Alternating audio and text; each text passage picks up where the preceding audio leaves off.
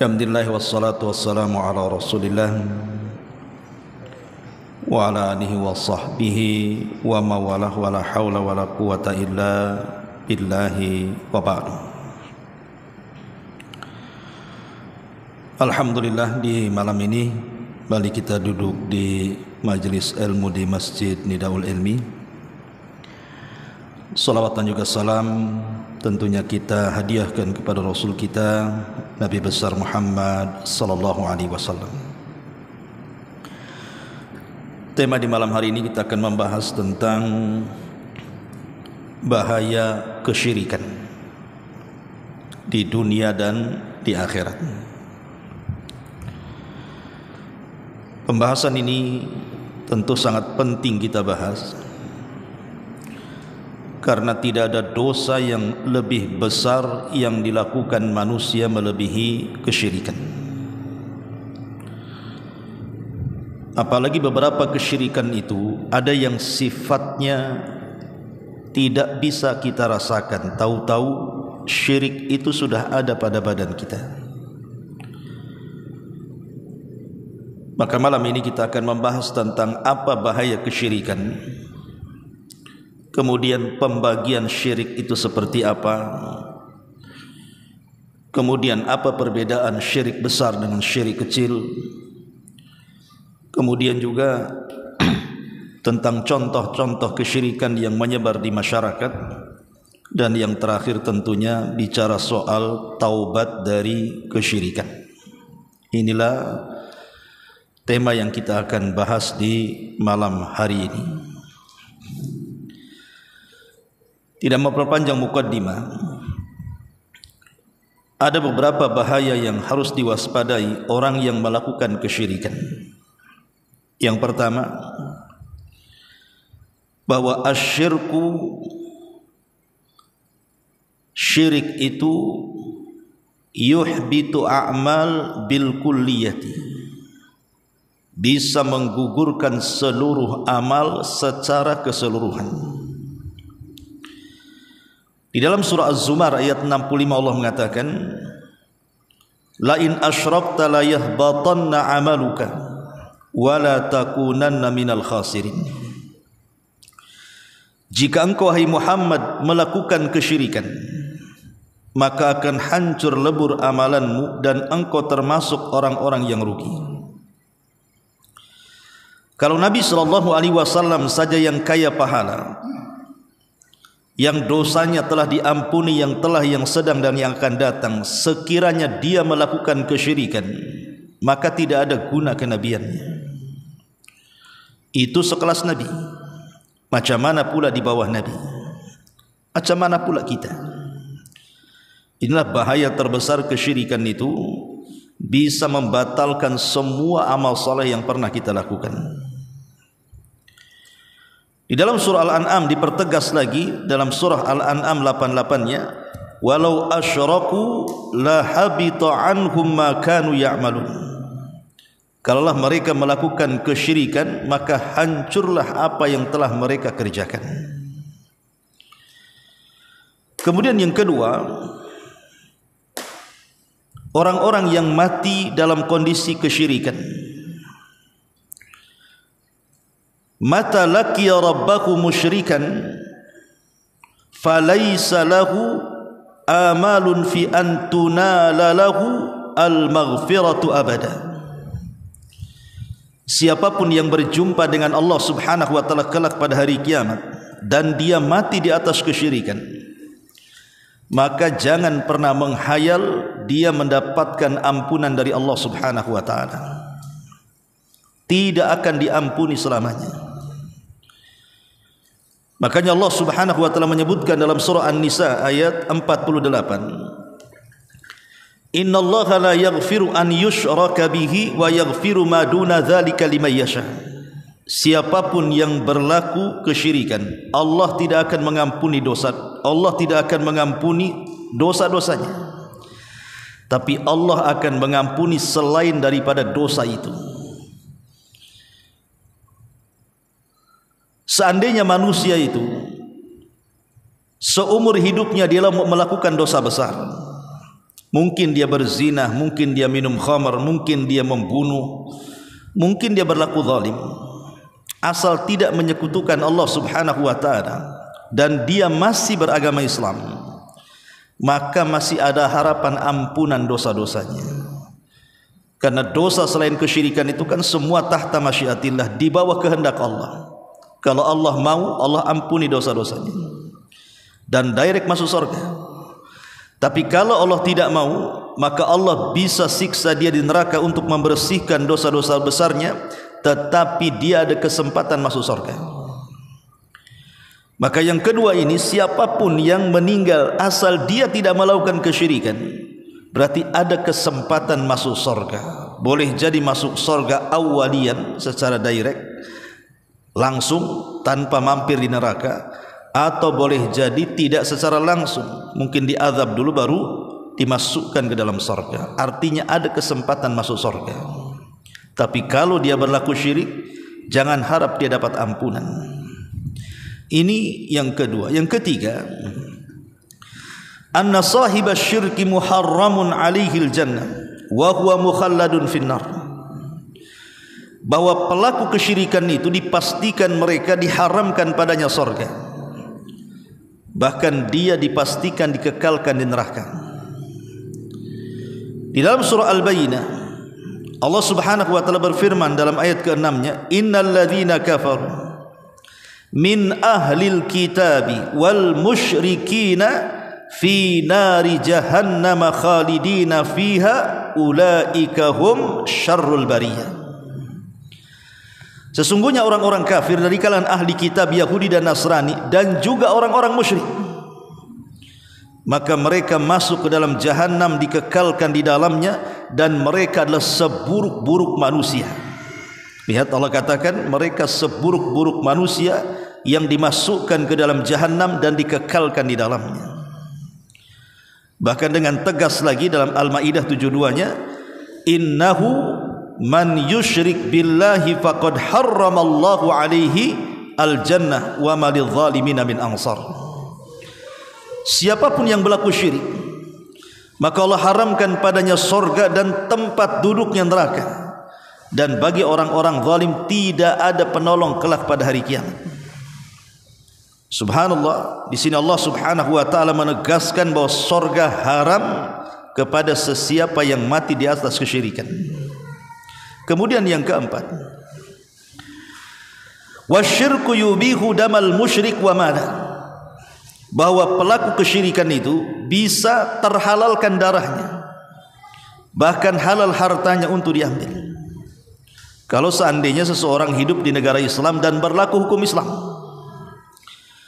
Jadi kalau hidup di negara Islam kemudian berlaku hukum Islam dan diterapkan betul-betul hudud dalam Islam, maka orang musyrik ini harus ditangkap, kemudian dipaksa untuk bertobat. Kalau tidak, halal darahnya dan juga halal hartanya. Ma'asyiral muslimin wal muslimat rahimakumullah. Kemudian, dan itu sebagaimana hadis Nabi sallallahu alaihi wasallam yang ma'ruf, bahkan dicantumkan dalam kitab Arba'in Nawawi, umirtu an uqatilan nas hatta yashhadu an la ilaha illallah wa anna Muhammadar Rasulullah. Aku diperintah untuk memerangi manusia agar mereka bersaksi tidak ada sembahan yang berhak disembah kecuali Allah dan bahwa Muhammadlah utusan Allah. Artinya, kalau mereka mau mengucapkan kalimat tauhid, selamat, mereka tidak diperangi. Tapi kalau mereka enggan mengucapkan kalimat tauhid alias jatuh kepada lawan tauhid kesyirikan, berarti mereka halal untuk diperangi. Ini yang keempat. Yang kelima, seorang musyrik juga haram untuk dinikahi wanita-wanitanya. Tidak boleh orang itu menikahi wanita yang musyrik. Dalam Islam itu boleh menikahi wanita orang kafir hanya dari dua agama saja. Pertama Yahudi, yang kedua Nasrani. Maka halal boleh menikahi wanita-wanita mereka dengan catatan cara menikahnya sesuai dengan syarat Islam, bukan di tempat mereka, bukan menikah di gereja atau di sinagog, tidak, tetap menikah di masjid dengan cara Islam, walaupun mereka bukan muslim, bukan muslimah. Karena memang Allah Subhanahu wa taala membolehkan mereka. Tetapi selain Yahudi dan Nasrani, maka dilarang dalam Islam tidak boleh menikah dengan wanita-wanita di luar daripada ahli kitab. Karena di luar dari ahli kitab semuanya agama itu di atas kesyirikan. Makanya dilarang tidak boleh menikahi wanita-wanita yang masih di atas kesyirikan. Allah mengatakan dalam surah Al-Baqarah 221, "Wala tunkihul musyrikati hatta yu'min." Tidak boleh menikahi wanita-wanita syirik sampai mereka beriman. Ini yang kelima. Yang keenam, sembelihan mereka haram dimakan. Kalau sembelihan ahli kitab masih dibolehkan. Jadi kalau ada Yahudi Nasrani menyembelih binatang dengan catatan dia tidak menyebut nama Isa atau Uzair, tetap menyebut nama Allah dan disembelih dengan cara yang benar, digorok lehernya, maka halal sembelihannya walaupun yang menyembelih ahli kitab. Tetapi kalau yang menyembelih binatang itu orang musyrik, maka tidak boleh menyentuh sembelihannya karena haram hukumnya.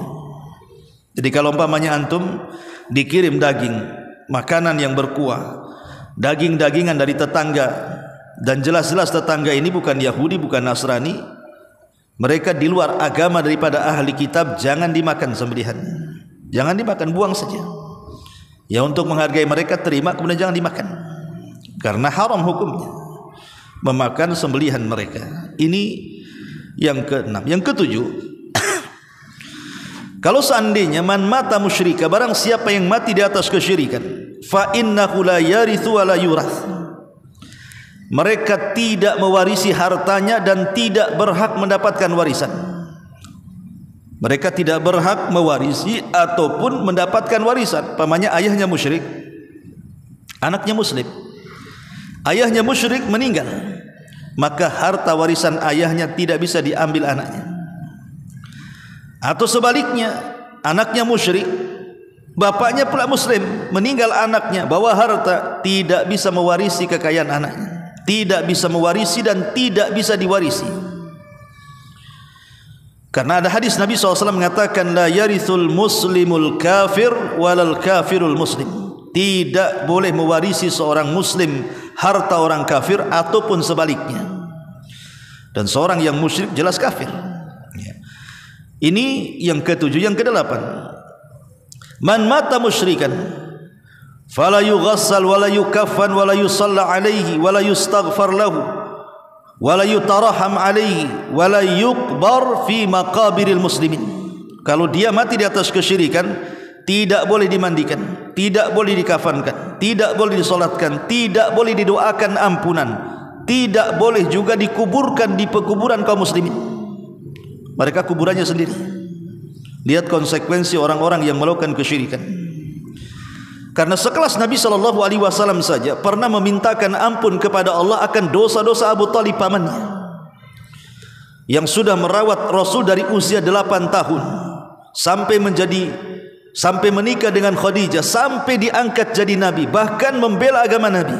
Tapi karena Abu Talib mati di atas kesyirikan, dia tidak mau mengucapkan kalimat tauhid, maka Nabi sebagai balas jasa ingin memintakan ampun akan dosa-dosa pamannya Abu Talib. Tapi Allah tolak dengan menurunkan ayat surah At-Taubah ayat 113. Maka nalin nabi walladzina amanu an yastaghfiru lil musyrikin walau kanu ulil qurba. Tidak layak bagi seorang nabi dan orang-orang yang beriman untuk memintakan ampun kepada Allah akan dosa-dosa orang musyrik walaupun mereka kerabat dekat. Turun surah At-Taubah ini menghentikan Rasul untuk memintakan ampun kepada pamannya. Karena orang musyrik kemudian meninggal dan dia tidak bertobat, maka tidak berhak dimandikan, dikafankan, disolatkan, bahkan dimintakan ampun, bahkan tidak boleh kita katakan tarahum, dan tidak boleh dikuburkan di pekuburan kaum muslimin. Ini yang ke-8. Yang ke-9, seorang yang musyrik itu yuhramu nikmatai al-amni wal ihtida. Diharamkan padanya 2 nikmat besar di dunia. Pertama keamanan, dan yang kedua petunjuk. Di dalam surah Al-An'am ayat 82 Allah mengatakan, alladzina amanu wa lam yalbisu imanahum bidzulmin ulaika lahumul amnu wa hum muhtadun. Orang-orang yang beriman dan tidak mencampur adukan keimanan mereka dengan kezaliman, maka mereka akan mendapatkan keamanan dan petunjuk dari Allah. Mafhum kebalikannya, berarti kalau orang itu tidak beriman dan mencampur adukan keimanan mereka dengan kezaliman, dalam tafsir kezaliman di sini artinya kesyirikan, maka mereka tidak berhak mendapatkan keamanan, bahkan petunjuk dari Allah tertutup untuk mereka. Ini ngeri. Kalau sudah tidak diberikan keamanan di dunia, artinya tidak selamat dia. Ketika tidak diberikan hidayah di akhirat, artinya tidak dapat petunjuk masuk surga. Maka hilang dua keamanan ini bagi orang-orang yang di atas kesyirikan. Ma'asyiral muslimin wal muslimat rahimani wa rahimakumullah. Kemudian yang nomor 10, bahwa seseorang yang di atas kesyirikan, syirik itu yufsidul uqul. Ingat, kesyirikan itu merusak akal. Makanya lihat kelakuan orang-orang musyrik itu yang menyembah berhala. Akal mereka tidak main. Tahu berhala itu tidak bisa melindungi dirinya, apalagi melindungi orang yang menyembahnya. Jangan cerita bicara, mendengar pun tidak bisa. Tiba-tiba ada orang yang meminta sesuatu kepada berhala, akalnya di mana? Makanya orang musyrik itu hilang akalnya. Lihat ketika Allah Subhanahu wa taala berfirman di dalam Al-Qur'an, dalam surah Al-Mulk ayat 10, wa qalu law kunna nasma'u aw na'qilu ma kunna fi ashabis sa'ir. Mereka penduduk neraka mengatakan, kalau dulu kami di dunia mendengar, kalau dulu di dunia kami menggunakan akal kami, tentu kami tidak akan termasuk penghuni neraka sa'ir. Menunjukkan orang-orang yang tidak berakal itu sulit masuk surga. Lah salah satu orang yang tidak menggunakan akalnya adalah orang-orang musyrik. Mereka tidak menggunakan akal saat menentukan siapa sesembahannya. Jadi orang-orang yang musyrik itu sama dengan merusak akal-akal mereka. Dan tentunya banyak lagi tentang kemungkaran atau bahaya kesyirikan ini. Ini poin yang pertama. Kemudian poin yang kedua, tentang pembagian syirik dan contoh-contohnya. Syirik itu ulama membagi, ada yang membagi dua, ada yang membagi tiga. Walaupun lebih tepatnya kesyirikan itu dibagi dua. Yang membagi dua syirik itu ada syirik besar, ada syirik kecil. Yang membagi tiga ada syirik besar, ada syirik kecil, ada syirik khafi, syirik samar artinya. Tapi ada yang mengatakan samar ini masuk pada syirik besar, tergantung macam mana bentuk syiriknya, atau bisa masuk pada syirik kecil. Jadi dia pertengahan. Yang syirik samar-samar nanti kita jelaskan. Tapi yang jelas bahwa pembagian syirik itu ada dua. Pertama asyirkul akbar yang tadi sudah jelas bahayanya. Yang kedua asyirkul asghar, syirik kecil. Lalu apa bedanya syirik besar dengan syirik kecil ini? Ada 5 yang membedakan antara syirik besar dengan syirik kecil. Pertama, bahwa syirik besar ini dosa yang tidak akan pernah diampuni Allah selamanya sampai dia bertobat. Tapi kalau syirik kecil ini masih diperselisihkan. Tapi yang jelas bahwa sekecil-kecilnya kesyirikan, tetap dosanya lebih besar dibandingkan dosa besar. Ingatnya, sekecil-kecil kesyirikan, tetapi dosanya lebih besar dibandingkan zina, dibandingkan membunuh, dibandingkan judi dan yang semacamnya, minum khamar, dusta, ghibah dan yang lainnya. Tetapi perbedaannya, kalau syirik kecil masih ada kesempatan diampuni dosa-dosanya, tapi kalau syirik besar tidak ada kesempatan diampuni dosa-dosanya. Yang kedua, syirik besar ini menghancurkan semua amal yang sudah saya jelaskan di atas. Tetapi kalau syirik kecil ini tidak menghancurkan kecuali amalan yang ditempelinya saja. Jadi kalau syirik besar ini dipastikan habis amalannya. Tapi kalau syirik kecil, lihat, amalan yang ditempelinya ya gugur amalannya, tapi amalan yang tidak ditempelinya tidak gugur. Contoh umpamanya, kemarin kita sholat dengan hari ini kita sholat. Kalau kemarin kita sholat ini ikhlas karena Allah, diterima. Kalau hari ini kita sholat riya karena Allah, riya kepada manusia, bukan karena Allah Subhanahu wa ta'ala, maka gugur sholat hari ini. Jadi syirik kecil ini dia menggugurkan amalan yang ditempelinya saja. Ini yang kedua. Yang ketiga, syirik besar ini bisa mengeluarkan pelakunya dari Islam. Tapi syirik kecil tidak mengeluarkan pelakunya dari Islam. Bahkan syirik kecil ini kalau dia keluar dari melakukan kesyirikan, dipastikan dia kafir. Tapi kalau syirik kecil kan tidak, dia tidak kafir. Kemudian yang keempat, bahwa syirik besar ini mengekalkan pelakunya di neraka. Siapapun yang masuk neraka membawa kesyirikan besar, dipastikan tidak akan keluar dari neraka. Tapi kalau syirik kecil, ada kesempatan dia masuk surga. Walaupun harus lama di neraka, tetapi ada kesempatan masuk surga, karena dia masuk pada dosa-dosa besar yang berada di bawah kehendak Allah Subhanahu wa ta'ala. Kemudian yang nomor 5, syirik besar ini bisa menghalalkan darahnya, menghalalkan hartanya, menghalalkan kehormatannya. Tapi kalau syirik kecil tidak, dia tetap masuk dalam dairatul Islam, dia tetap masuk dalam Muslim, cuman dia melakukan kesyirikan yang disebut dengan syirkul asghar. Inilah 5 perbedaan antara syirkul akbar dengan syirkul asghar di sini. Kemudian kalau kita lihat bicara tentang syirik akbar ini, apa sih syirik akbar itu? Syirik besar itu, ulama mengatakan definisinya adalah an yasrifa li ghairillahi ma huwa mahdhu haqqillahi azza wa jal min rububiyyatihi wa uluhiyyatihi wa asma'ihi wa sifatihi. Jadi syirik besar itu artinya seseorang memalingkan sesuatu kepada selain Allah yang merupakan kekhususan bagi Allah, baik dalam tauhid uluhiyah, baik dalam tauhid rububiyah, ataupun dalam tauhid asma dan sifat bagi Allah. Saya ulang. Jadi syirik besar itu memalingkan sesuatu yang sesuatu ini adalah kekhususan bagi Allah, makhluk tidak punya. Tapi kemudian kita ambil kekhususan yang khusus bagi Allah diberikan kepada makhluk. Apakah dalam bab rububiyah, apakah dalam bab uluhiyah atau asma wa sifat. Contoh umpamanya, di antara kekhususan Allah apa? Menciptakan, memberikan rizki, mengatur. Itu dalam bab rububiyah. Kita yakin bahwa tidak ada yang menciptakan kecuali Allah, tidak ada yang mengatur kecuali Allah, tidak ada yang memberikan rizki kecuali Allah. Ini kekhususan Allah, tidak ada yang sanggup melakukannya. Tiba-tiba kita ambil kekhususan Allah ini, kita diletakkan di Nyi Roro Kidul umpamanya.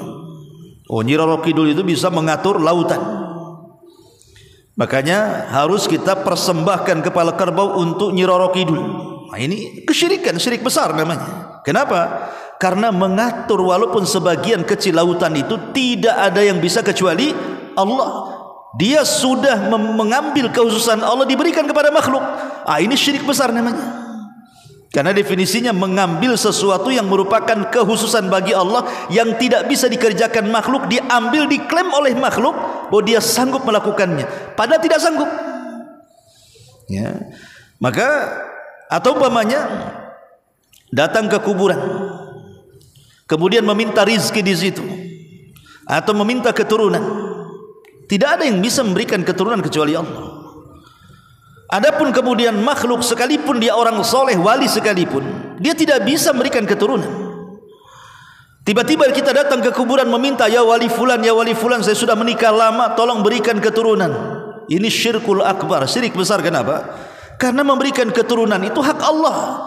Kenapa pula diberikan kepada makhluk?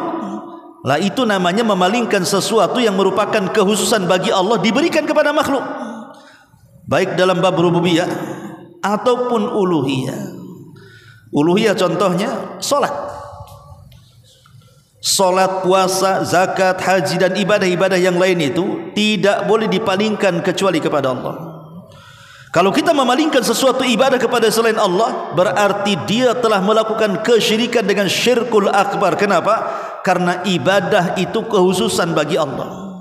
Kalau kita palingkan kepada selain Allah, berarti kita melakukan syirkul akbar. Ini dalam bab uluhiyah. Atau dalam bab asma wa sifat, Nama-nama dan sifat-sifat Allah Subhanahu wa taala, memalingkan nama kepada selain Allah yang merupakan khususan bagi Allah Subhanahu wa taala. Nama-nama Allah yang sudah kita kenal 99 nama. Allah itu zat yang maha hidup. Tiba-tiba ada yang mengaku bahwa ada orang yang tidak akan pernah mati. Dari mana tidak akan pernah mati? Kalau orang mengklaim dirinya tidak akan pernah mati seperti Allah, seperti Tuhan, syirik dia. Karena kehidupan itu yang langgeng hanya Allah Subhanahu wa taala. Allah tidak pernah didahului dengan kematian, dan Allah tidak mungkin diakhiri dengan kematian. Allah itu senantiasa dan akan senantiasa zatnya hidup. Ini contohnya, dan banyak contoh-contoh yang lain. Ya. Makanya dahulu ada seorang penyair kondang namanya Al-Mutanabbi. Ketika dia punya anak, anaknya dikasih nama Allah. Anak itu namanya Allah. Siapa nama anakmu? Allah katanya. Dikafirkan para ulama. Kurang ajar, masa kasih nama anaknya Allah? Ma'asyiral muslimin yang dimuliakan Allah Subhanahu wa taala, ini di antara definisi syirkul akbar. Lah syirik akbar sendiri terbagi menjadi dua. Ada yang sifatnya zahir, nampak. Ada yang sifatnya batin, tersembunyi atau terselubung. Adapun yang tampak ma'ruf, seperti para penyembah berhala. Mereka terang-terangan menyembah berhala-berhala mereka, menyembah patung-patung mereka, menyembah sonam-sonam mereka, jelas ya. Atau orang-orang yang datang ke kuburan meminta-minta di kuburan, itu kan jelas tuh, nampak oleh kedua mata kita. Tapi terkadang ada syirik itu yang sifatnya tersembunyi, seperti syiriknya orang-orang yang al-mutawakkilin, kata para ulama, dicontohkan kasyirkil mutawakkilin, seperti orang-orang yang syirik dalam bab tawakal. Tawakal tidak boleh diberikan kecuali kepada Allah. Tapi ada orang-orang yang bertawakal kepada makhluk. Ada orang-orang yang bertawakal kepada makhluk kan. Kalau dipecat oleh perusahaannya, wah kayak kiamat. Sehingga tidak mau sholat, tidak mau apa, pokoknya frustasi, seolah-olah Tuhannya itulah perusahaannya. Padahal terkadang orang keluar dari perusahaan, entah dipecat, PHK atau mengundurkan diri, siapa tahu ada rezeki yang jauh lebih baik kan. Tapi banyak orang-orang yang menuhankan perusahaan, ketika dipecat itu kayak kiamat. Akhirnya lemes hidupnya, putus asa, bahkan meninggalkan ibadah-ibadah. Masalah ikhwatu fillah muliakan Allah Azza wa Jalla ya. Itu berarti tawakalnya bukan kepada Allah, tapi kepada perusahaan, atau mungkin kepada pejabat, atau mungkin kepada manusia, atau mungkin kepada benda-benda dan begitu seterusnya. Ini syirik akbar yang sifatnya apa? Tidak nampak, karena kan dalam hati. Tawakal kan dalam hati. Nah ini juga bisa terjerumus kepada syirkul akbar. Kemudian di antara syirkul akbar juga adalah syirkul i'tiqad, syirik dalam bab keyakinan. Syirik dalam bab keyakinan, seperti ada sebagian keyakinan orang Syiah bahwa imam 12 mereka itu mampu menghidupkan dan mematikan, mampu menurunkan hujan. Bahkan mereka mengklaim bahwa imam 12 mereka tahu kapan mereka mati. Sebenarnya ini kan hayalan orang-orang Syiah saja, tapi ini bisa menjerumus kepada kesyirikan ya kawan. Macam mana imam-imam mereka sanggup meramalkan dirinya dan tahu dirinya akan mati kapan? Kalau saya beri analogi contoh seperti ini, Husain ibn Ali radhiyallahu an, Husain ibn Ali radhiyallahu an itu diundang oleh orang-orang Kufah supaya datang ke Kufah, dan orang Kufah siap membaiat Husain untuk menumbangkan kekuasaan Yazid bin Muawiyah. Tapi apa yang terjadi?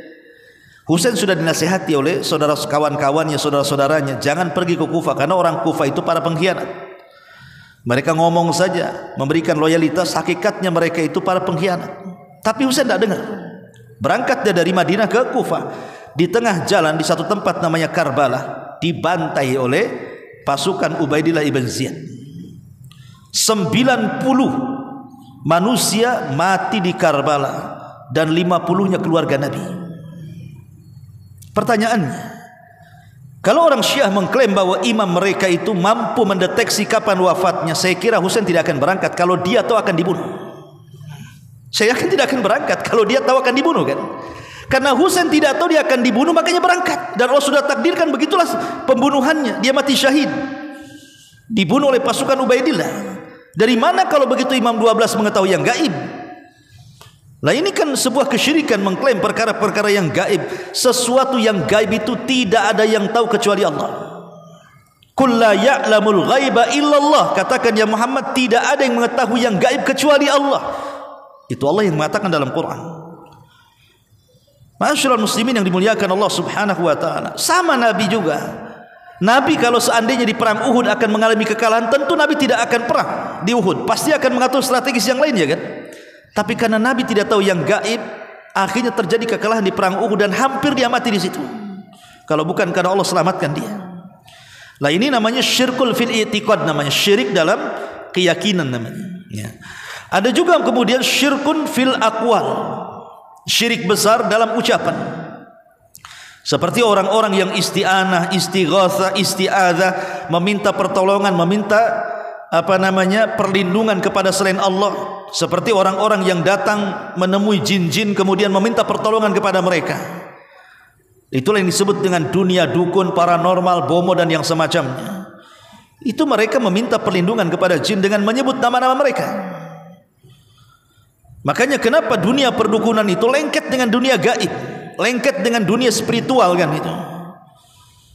Makanya dukun itu pandai berdusta. Karena dia akan membawa perkara gaib, itu masalahnya. Lah orang-orang awam yang punya iman ya saja. Padahal mereka sedang berkomunikasi dengan jin dan menyebut nama mereka.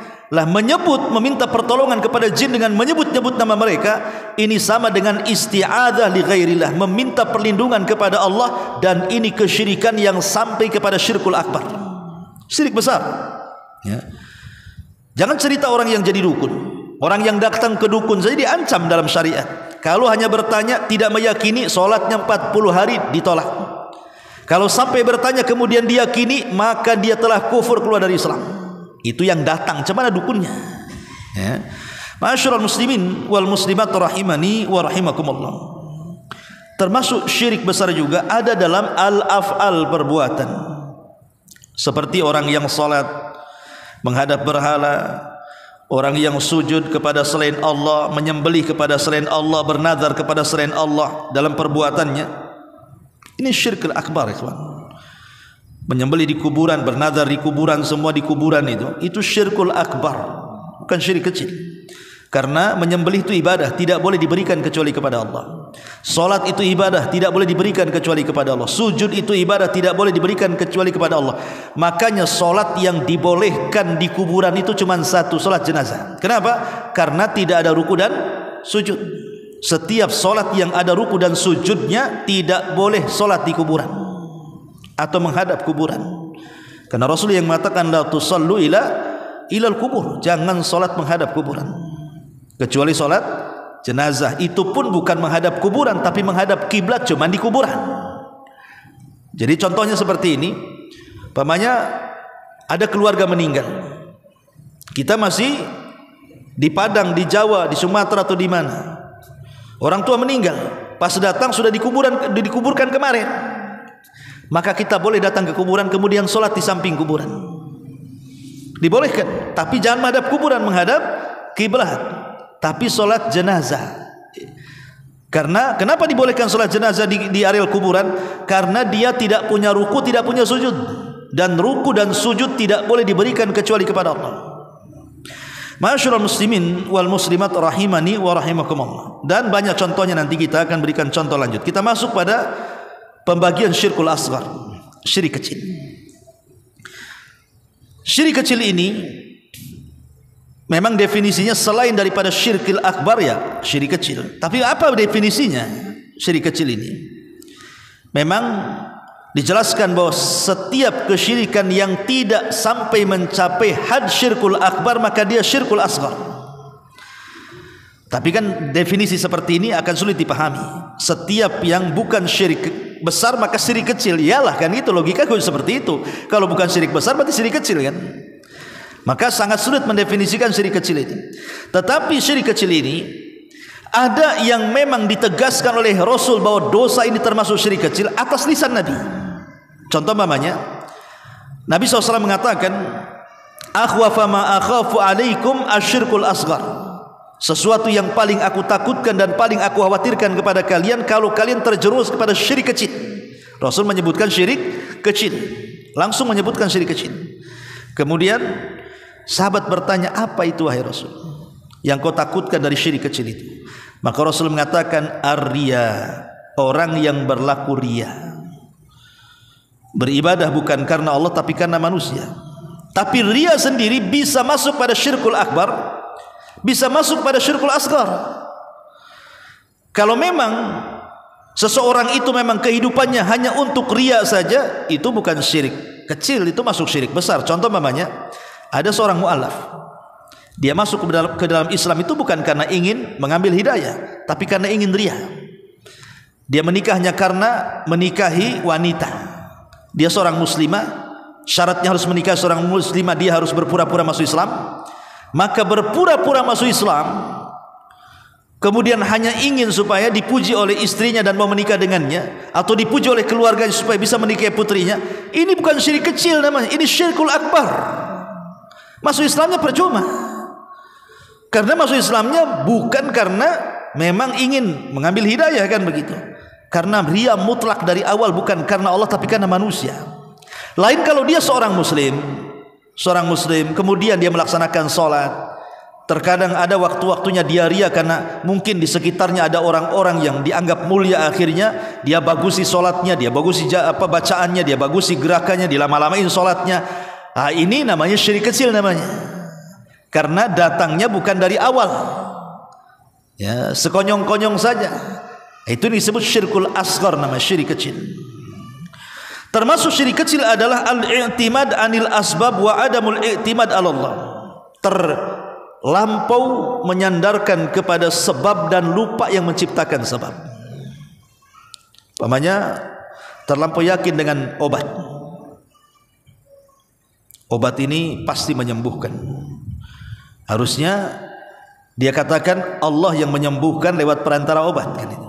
Tapi dia terlampau yakin dengan sebab dan lupa yang membuat obat, Allah Subhanahu wa taala.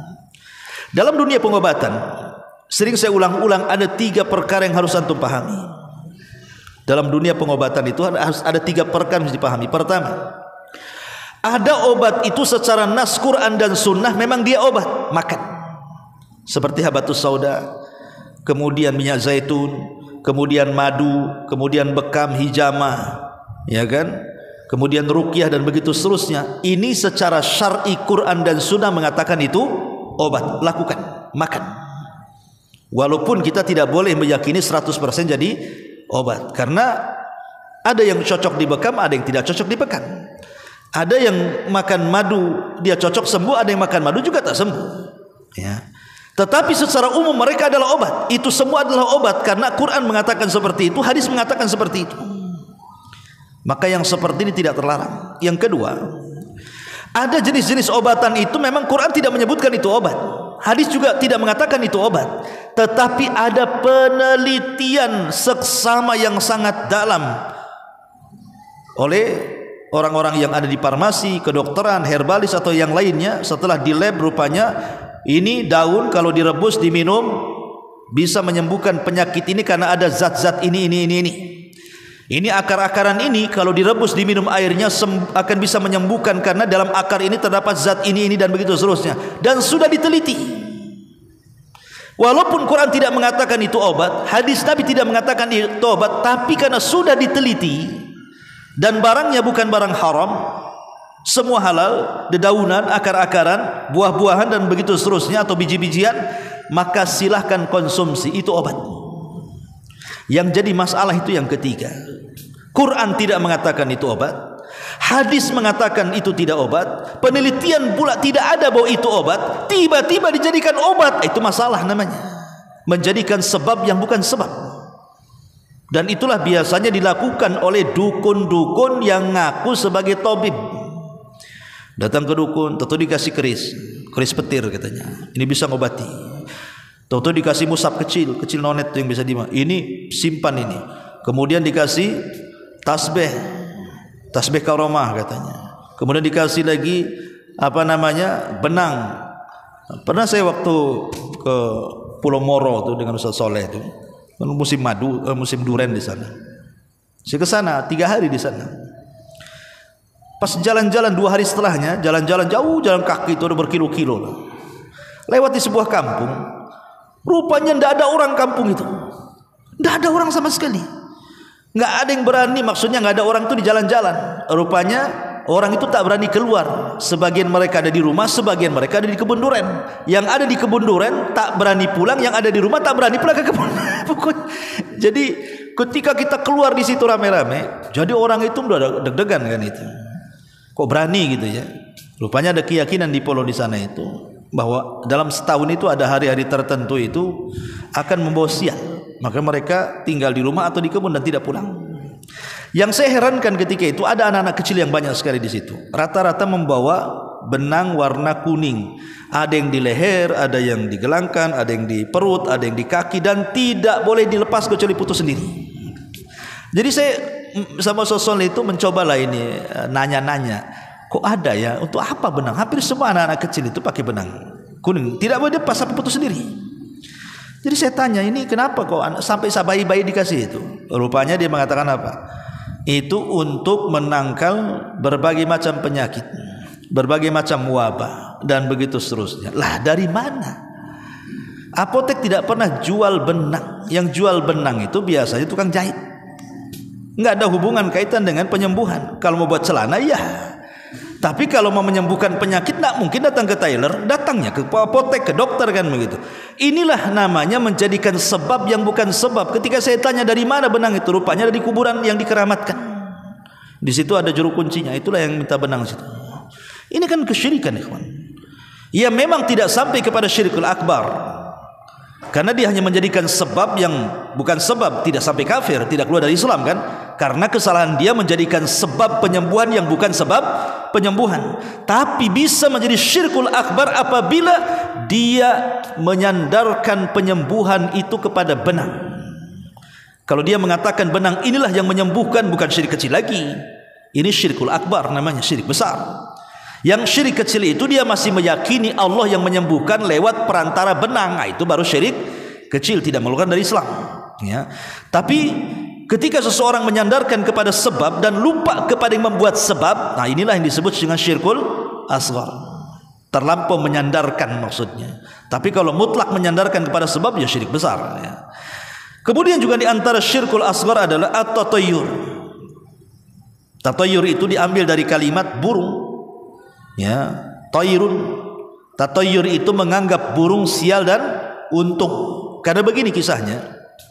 Orang-orang Mekah ini sebelum Nabi SAW diutus, kebiasaan mereka kan berniaga kedua arah. Allah mengatakan rihlatash syita'i was-saif. Li'ila fi Quraisyin ila fihim rihlatash syita'i was-saif. Ada syita, ada saif. Syita itu musim dingin, saif itu musim panas. Jadi orang-orang Mekah ini kalau di musim dingin mereka berniaga ke Yaman. Kalau di musim panas mereka berniaga ke Syam, ke Palestina. Lah kebiasaan orang-orang musyrik Arab apabila hendak berangkat berniaga, maka mereka selalu menerbangkan merpati. Burung merpati akan diterbangkan. Kalau burung ini mengarah ke Syam, tidak mengarah ke Yaman, atau tidak mengarah ke arah lain, pokoknya jangan mengarah ke Syam saja, berarti mereka akan membawa hoki menurut keyakinan mereka. Mereka akan berangkat. Tapi kalau burung ini menuju Syam, walaupun tujuannya tidak ke Syam, mereka tidak akan berani berjalan. Mereka akan tunda besok lagi, tunda minggu depan lagi, tunda bulan depan lagi, sampai ketika menerbangkan burung asal tidak ke Syam. Makanya Syam disebut Syam itu litasyaum. Kenapa orang-orang Arab menyebutnya Syam? Syam itu dari kalimat tasyaum. Tasyaum itu membawa sial. Jadi kalau burung itu mengarah ke Syam, ini pasti bawa sial nih. Makanya mereka tidak akan berangkat dagang. Lah sejak itulah Islam datang dan mengharamkan tatayyur. Tidak boleh menyandarkan keuntungan dan kebuntungan usaha itu kepada seekor burung ya, itu tatayyur namanya. Itu di zaman jahiliyah, ikhwan. Tapi di zaman sekarang berkembang tatayyur itu. Bukan hanya sekedar ke burung saja. Kalau dulu zaman saya masih kecil-kecil di desa-desa itu ada namanya burung perukutut.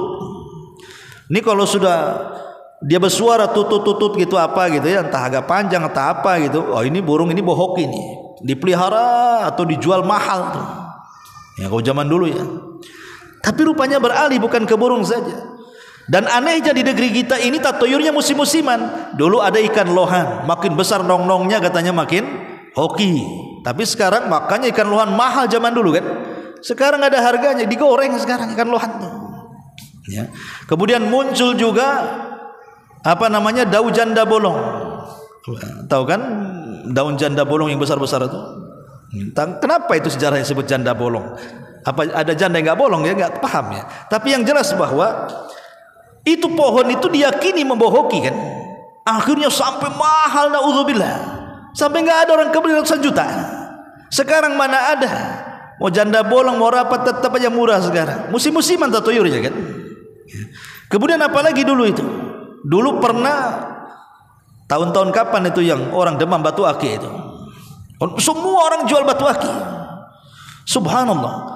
Tidak ada pasar kecuali ada orang jual batu akik itu. Sampai di warung-warung Padang sendiri, standnya itu ada orang jual batu akik itu. Di warung Padang padahal. Nyari batu akik ke warung Padang. Ya. Di Nagoya itu saya pernah mau beli warung Padang, kok ada orang jual batu akik di situ. Masya Allah, udah berkembang warung Padang jadi orang jual batu akik gitu. Dan semua gedabus menurut saya itu semua penjual batu akik itu pendusta. Kenapa? Karena dipromosikan tuh batu-batu tuh.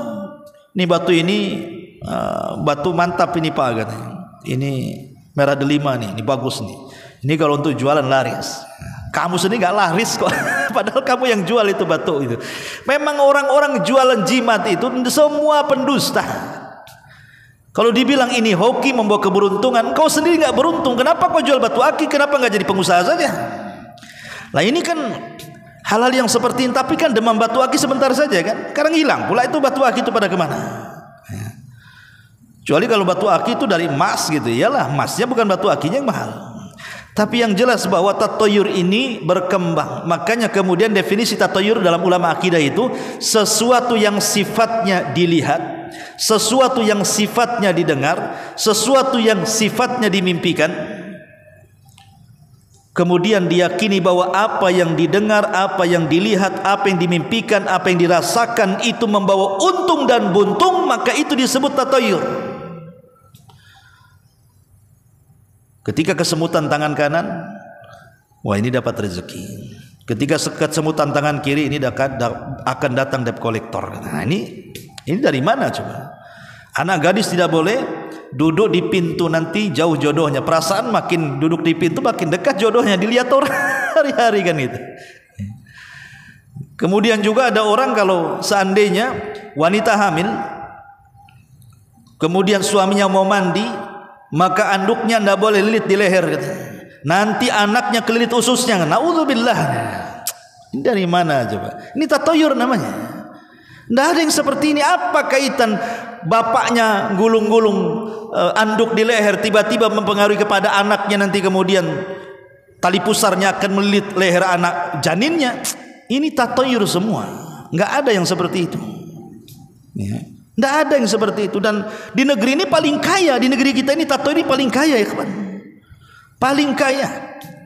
Contoh saja umpamanya antum naik mobil atau naik motor, nabrak kucing. Ya. Kucing ini kalau tidak dihormati seperti manusia, ya dikafani, dihormati, dikuburkan dengan layak, itu akan membawa kecelakaan itu. Kemudian diyakini sebenarnya kenapa terjadi kecelakaan setelah dia nabrak kucing? Karena dia termakan berita hoax. Bahwa siapa yang nabrak kucing, kalau kucing itu tidak dikuburkan dengan baik, maka dia akan mengalami kecelakaan. Maka setan datang membayang-bayangi dia. Coba kalau tidak ada keyakinan seperti nabrak kucing sama dengan nabrak ayam, nggak mungkin dia. Apa bedanya nabrak kucing dengan nabrak ayam, nabrak entok, nabrak suang atau yang lainnya? Sama saja semua binatang. Tidak ada bedanya. Yang menjadikan kemudian keyakinan seperti itu itulah disebut dengan tatayur namanya. Atau zaman dulu ketika ada melihat gagak di tengah malam, wah ini ada orang mati nih, hati-hati jangan ada yang tidur, nanti kita yang mati katanya. Jadi satu malam suntuk itu gara-gara melihat burung gagak, sampai pagi dia tak mau tidur karena pasti ada orang mati katanya. Lah ini kan perkara-perkara seperti ini, naudzubillah, melihat burung hantu dan begitu seterusnya, macam-macam lah. Kalau antum lebih paham, bahkan di beberapa daerah kan tatoyurnya beda-beda tuh. Ya, satu daerah dengan daerah yang itu mesti punya tatayur. Lah Islam datang menghapuskan karena itu kesyirikan. Tatayur itu bagian daripada kesyirikan syirkul asghar. Ya. Ataupun namanya gambaran kesyirikan yang lainnya, maksudnya masuk dalam kategori syirkul asghar juga. Dalam bentuk ucapan. Seperti ucapan yang sering di masyarakat kita dengar, kalau saya tadi tidak keluar, tentu saya tidak akan kecelakaan. Atau umpamanya ada orang tua mengatakan, "Enggak usah keluarlah nak," katanya. Sudah di rumah saja. Nekat anaknya. Tahu-tahu betul-betul kecelakaan. Apa kata orang tua? Tuh kan kewalat dengan orang tua katanya. Orang tua jangan keluar, coba tidak keluar dia tidak celaka. Ya, coba tidak jalan ke sini tidak jatuh. Kalau bukan karena anjing tetangga yang gonggong habislah rumah si kecurian. Kalau bukan karena dokter ini yang mengoperasikan istri saya, suami saya, anak saya, sudah mati anak saya. Ini kalimat syirik, ikhwan. Tidak boleh. Ya. Karena kalimat seperti ini walaupun biasa ya terucap di masyarakat, tetapi di sini menafikan adanya Allah di situ. Harusnya bahasanya ditata. Bahasanya seperti ini, kalau bukan karena Allah, kemudian, dan enggak boleh pakai dan. Lihat, Islam itu mengatur bagaimana kita memuliakan tauhid. Kalau bukan karena Allah, kemudian dirimu wahai dokter, maka tentu anak saya akan parah penyakitnya. Alhamdulillah jadi sembuh. Ya. Itu pun harus menggunakan bahasa kemudian. Dalam bahasa Arab itu menggunakan kalimat summa, bukan waw. Kalau dia mengatakan laulallah wa anta, kalau bukan karena Allah dan kamu, ini syirik masuknya. Walaupun Allah disebut, tetapi dengan disejajarkan Allah dengan makhluk, maka ini syirik, walaupun tidak syirik besar, ini syirik kecil. Jadi bahasanya ditata, kalau bukan karena Allah, kemudian ya. Makanya ataupun menghindarkan kalimat lau, seandainya. Ini kalimat seandainya ini bisa menjerumuskan kepada syirkul asghar. Makanya ada hadis Nabi SAW, fa inna lau taftahu amalu syaitan, karena lau itu kalimat yang membuka pintu-pintu amalan setan. Karena kalimat lau seandainya itu, sadar ataupun tidak, orang itu telah menolak takdir. Seandainya aku tidak ke sana, tentu tidak begini. Nah, kan itu. Padahal sudah takdir. Coba seandainya aku tidak, tadi saudara saya tidak keluar dengan motor itu, tentu tidak ketabrak, tidak mati. Walaupun tidak keluar, kalau sudah ditakdirkan mati hari itu, macam mana caranya pasti dia mati. Bukan masalah sebab. Sebab itu macam-macam, tetapi kematian itu satu, itu takdir. Sebab boleh macam-macam. Ada orang yang jatuh, ya mati. Ada orang yang ketabrak, dia mati. Ada orang minum racun, dia mati. Ada orang bunuh diri, dia mati. Sebab itu bisa ribuan, tapi mati itu satu. Itulah takdir. Kalau hari ini harus mati, maka pasti mati. Ada orang tidur nggak ngapa-ngapain, besoknya nggak bangun lagi. Banyak yang seperti itu. Padahal sehat, ahli olahraga, ya, menjaga betul makanannya. Kalau sudah ditakdirkan mati, tidak ada ceritanya. Nah, makanya jangan selalu menggunakan kalimat seandainya. Tapi kalau seandainya itu terjadi musibah, katakan qaddarallahu wa ma syaa fa'al. Ini semua sudah takdir dari Allah dan Allah bisa berbuat sekehendaknya. Begitu ngomongnya. Jadi kalau seandainya kita jalan kesandung, lecet, ketabrak, patah dan begitu seterusnya, ini sudah takdir Allah. Tidak bisa kita nyalahkan seandainya tadi. Ya, ini karena ini membuka pintu daripada pintu syaitan. Dan banyak gambaran-gambaran tentang syirkul asghar. Taib. Ada perbedaan antara syirik yang dilakukan orang dulu dengan syirik yang dilakukan orang sekarang. Yang pertama, syirik orang dulu itu rata-rata mereka menyembah Allah di saat mereka susah, tapi di waktu senang mereka datang ke berhala dan meminta-minta. Itu orang-orang jahiliyah di zaman itu. Mereka melakukan kesyirikan itu di waktu senang saja. Di waktu susah tidak pernah melakukan kesyirikan orang musyrik itu. Contoh, Abu Jahal itu punya anak namanya Ikrimah bin Abi Jahal.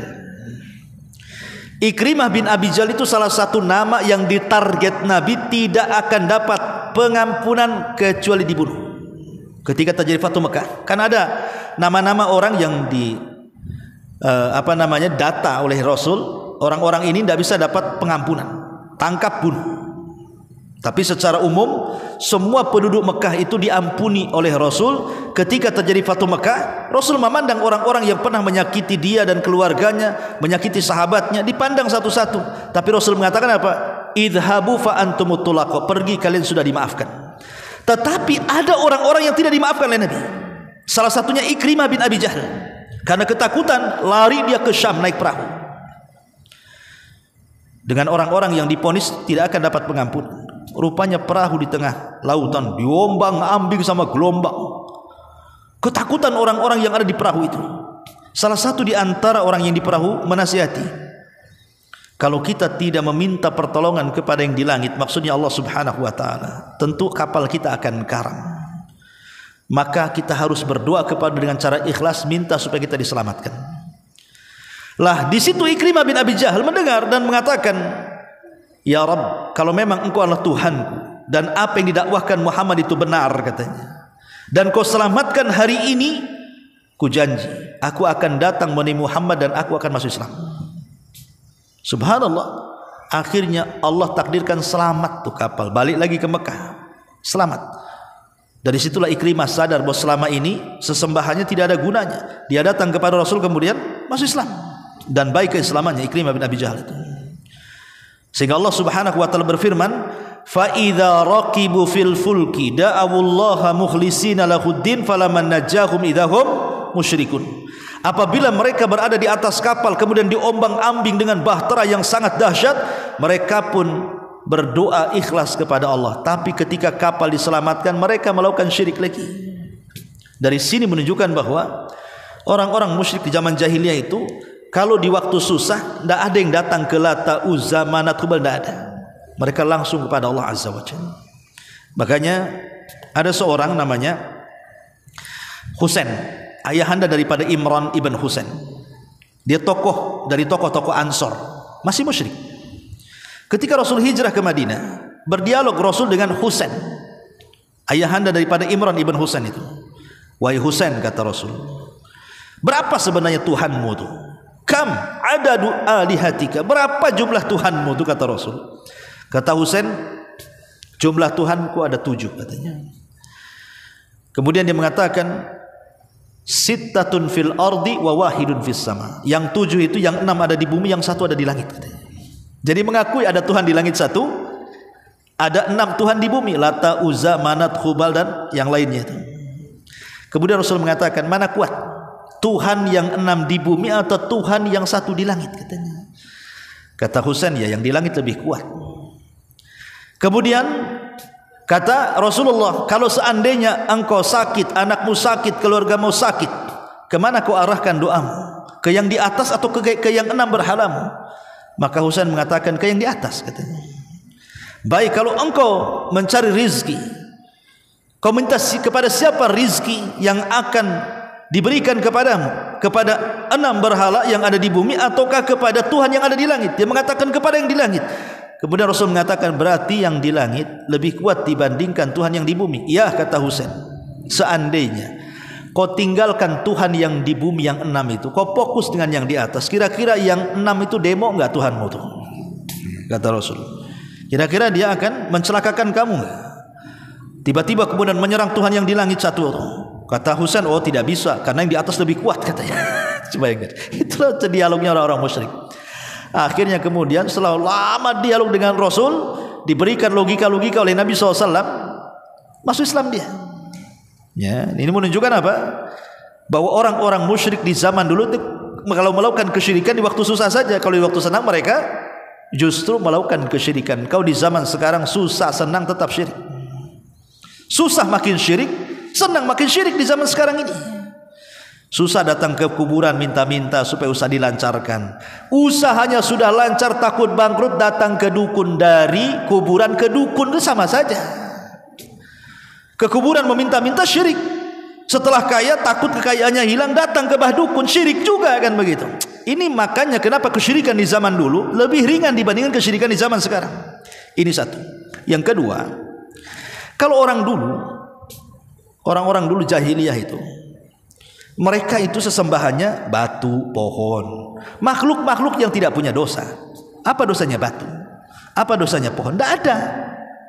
Ya. Ataupun kalau memang menyembah orang-orang soleh yang sudah meninggal, memang jelas-jelas kesolehannya, bukan kaleng-kaleng kesolehannya. Memang mereka orang soleh, jadi jelas kesolehannya. Tapi kalau orang sekarang ini yang nyembah kuburan itu tidak tahu ini kuburan ini dulu semasa hidupnya soleh, ketoleh, tidak tahu kita. Dia orang baik, orang fasik, kita tidak tahu. Yang jelas kata orang itu wali, itu kata orang. Ya, lah ini masalah kan begitu. Makanya orang dulu kesyirikannya lebih ringan dibandingkan kesyirikan di zaman sekarang. Yang ketiga, di zaman jahiliyah tidak ada keyakinan itu Allah masuk kepada tubuh manusia. Tidak ada. Orang jahiliyah tidak pernah mengatakan seperti itu. Hatta Abu Jahal, Abu Lahab, tidak ada yang mengatakan Allah itu menyatu dengan makhluk. Di atas kesyirikan dan kejahilian mereka loh ya. Tapi di zaman sekarang ada pula orang meyakini bahwa Allah itu bisa menyatu dengan makhluk. Dalam bahasa Jawa itu istilah manunggali kaula Gusti. Allah itu menyatu dengan alam. Bahkan lebih parah lagi, bukan dengan alam, dengan manusia. Itu disebut dengan akidah hululiyah namanya. Akidah hululiyah, Allah bersatu dengan makhluk seperti kopi, gula, teh, jadi satu, kayak gitu lah campurnya. Belakangan kemudian orang-orang yang berpemahaman seperti ini apa? Karena Tuhan sudah berada di badan dia, sehingga tidak ada kewajiban untuk melaksanakan yang wajib-wajib. Sudah mulai meninggalkan sholat, puasa, zakat, haji, pokoknya enggak ibadah lagi. Untuk apa ibadah? Tuhan sudah ada dalam hati saya, sudah ada badan saya. Ya, orang yang beribadah itu harus bagi mereka yang Tuhannya belum masuk ke badan, gitu, masih di luar. Istilah dengan syariat. Kalau sudah tingkat ma'rifat beda, karena sudah masuk kan, enggak perlu lagi. Berdalil pula dengan Quran, wa'budullaha hatta ya'tiyakal yakin, sembahlah Allah sampai datang keyakinan. Berarti saya sudah yakin, tidak perlu menyembah Allah. Maksud keyakinan di situ mati, sembah Allah sampai mati, sampai yakin pula. Karena sudah ma'rifat kan yakin tuh. Berarti tidak perlu menyembah Allah lagi. Ini kan gimana? Bahkan ada pemahaman inna salata li dzikri, Allah mengatakan salat itu untuk mengingat aku. Aku kalau sudah ingat Allah tak perlu salat lagi katanya. Karena inti salat itu untuk mengingat Allah. Aku sudah ingat. Sing penting eling udah cukup, tak perlu salat katanya. Jadi dalilnya itu sing penting eling tadi. Yang penting ingat Allah, dan enggak perlu salat gitu. Salatnya eling itu tadi. Gimana? Orang yang paling eling itu Nabi. Dia tidak pernah meninggalkan salat. Dia tidak pernah meninggalkan, bahkan salat malam wajib bagi dia. Bahkan kakinya pecah-pecah pula. Itu orang yang paling eling di dunia, Nabi SAW. Ini Anda bukan Nabi. Kemudian membuat kaedah yang jauh lebih sesat lagi. Dia mengatakan apa? Maqamul wilayah aula min maqamin nubuwah. Bahwa kedudukan seorang wali jauh lebih tinggi dibandingkan seorang nabi. Wajar Nabi masih sholat, karena wali lebih tinggi dibandingkan nabi. Kan kurang ajar namanya. Macam mana wali lebih tinggi daripada nabi? Dalilnya apa? Nabi Musa belajar kepada Khidir, kata. Khidir kan wali, Nabi Musa ini nabi dan rasul. Kedudukan Nabi Musa itu lebih tinggi nabi dan rasul. Kenapa belajar kepada wali, katanya? Jangan salah, Nabi Musa belajar kepada Khidir itu karena dia dihukum oleh Allah. Gara-gara ada orang bertanya, wahai Musa, ada enggak orang lebih alim dibandingkan kamu? Kata Nabi Musa, tidak ada. Lupa Musa mengucapkan insya Allah. Makanya Allah hukum Nabi Musa. Ada tuh Khidir, kau belajar sama dia. Tapi ingat, walaupun Musa belajar kepada Khidir, bukan berarti Khidir lebih mulia dibandingkan Musa. Tidak, Musa lebih mulia dibandingkan Khidir. Musa itu ulul azmi, dia nabi, dia rasul, dia diturunkan Taurat. Khidir apa? Dia bukan nabi. Diperselisihkan kenabiannya, ada yang mengatakan nabi, ada yang mengatakan wali. Masih diperselisihkan oleh para ulama. Apalagi setingkat rasul, apalagi ulul azmi. Lalu kenapa Nabi Musa belajar kepada dia? Sudah saya katakan tadi, karena memang perintah Allah. Allah yang perintahkan belajar, gara-gara Nabi Musa terpeleset lidahnya. Sifat manusianya datang sombong. Tidak ada yang orang lebih alim daripada aku, kata Nabi Musa. Kata Allah, ada. Ya, makanya kemudian Khidir pun ngomong dengan Nabi Musa ketika di atas perahu dalam hadis yang sahih itu. Wahai Musa, ilmu yang kau miliki aku tidak tahu, sebagaimana ilmu yang kau miliki kau tidak tahu. Artinya masing-masing punya ilmu di sini kan. Allah lebihkan masing-masing. Musa punya kelebihan, Khidir punya kelebihan. Nah, dari sini ikhwatu fillah muliakan Allah, tidak bisa dijadikan dalil bahwa maqam wali itu lebih tinggi dibandingkan maqam para nabi. Bagaimanapun para nabi lebih tinggi. Mereka utusan Allah. Nah, ini untuk melegalkan pemahaman tadi, hululiyah, bersatunya Allah dengan makhluk sehingga meninggalkan ibadah. Ini bukan ajaran Islam. Ya. Dan merendahkan orang lain yang kata mereka kalau baru tingkat syariat itu antum nggak ada apa-apanya. Antum kalau ketemu dengan orang ini antum diremehkan. Diremehkan walaupun antum sholat 5 waktu, tepat waktu sholat sunnahnya, ngajinya rajin, nggak ada apa-apa di mata mereka karena antum masih tingkatan TK. Mereka sudah menganggap S1, S2, doktor, profesor. Padahal terbalik, antum yang sudah profesor, mereka yang masih TK sebenarnya. Makanya orang berjumpa dengan orang seperti ini kita diremehkan jadinya. Antum masih tingkatan syariat, belum sampai kepada hakikat. Ya. Ma'asyiral muslimin yang dimuliakan Allah Subhanahu wa taala, inilah di antara contoh kesyirikan tempo dulu dan kesyirikan di zaman sekarang. Adapun yang terakhir, karena waktu juga, tentu karena syirik ini dosa yang paling besar, maka tidak bisa dia dihapus dan digugur dosa itu dengan sholat, dengan puasa, dengan wudu. Walaupun Rasul mengatakan sholat 5 waktu ke sholat 5 waktu yang bisa menggugurkan dosa, umroh satu ke umroh berikutnya bisa menggugurkan dosa, wudu tetesannya bisa membawa dosa dan menghancurkannya. Ini dosa-dosa kecil. Kalau dosa besar tidak bisa dihilangkan dengan sholat, dengan umroh, dengan wudu, dengan sujud, ruku dan begitu seterusnya. Maka dosa syirik karena dosa yang paling besar harus ada taubatan nasuha, taubat yang betul-betul taubat yang ikut syarat taubatnya. Satu, dia harus meninggalkan kesyirikannya. Yang kedua, dia harus menyesal dari kesyirikannya. Yang ketiga, tidak mengulang lagi kepada kesyirikannya. Ini harus ada. Kemudian yang keempat, dia buktikan dia meninggalkan kesyirikan itu dengan mempelajari tauhid. Ikuti perbuatan buruk dengan kebaikan. Kalau dulu melakukan kesyirikan, sekarang tegakkan tauhid. Baru taubatnya diterima oleh Allah Subhanahu wa taala. Wallahu alam, ini di antara bahaya kesyirikan. Subhanaka wa bihamdika asyhadu an la ilaha illa anta astaghfiruka wa atubu ilaik. Allahu taala alam. Assalamualaikum warahmatullahi wabarakatuh.